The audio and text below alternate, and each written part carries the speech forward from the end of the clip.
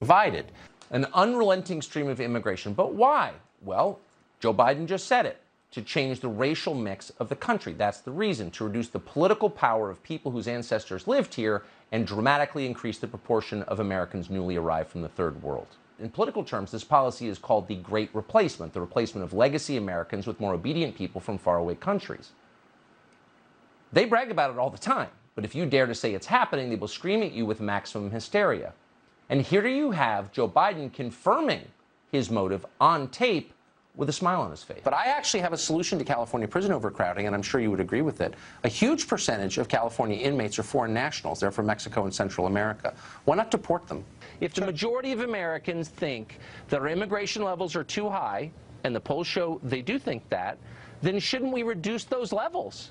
Why don't we follow the lead of the public? To what percentage would you say would be acceptable for you and for... I don't know. How about when I was born, it was fine. It was a better country than it is now in a lot of ways.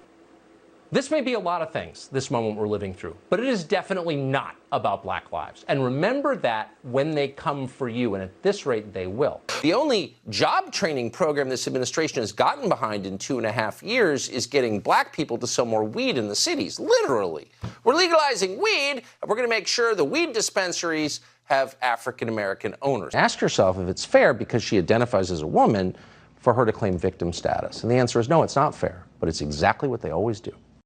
You know, some teachers pushing sex values on your third grader. Why don't you go in there and thrash the teacher? Like, this is an agent of the government pushing someone else's values on your kid about sex. Like, where's the pushback?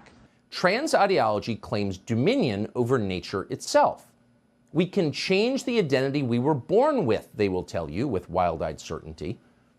Christians can never agree with this statement because these are powers they believe God alone possesses.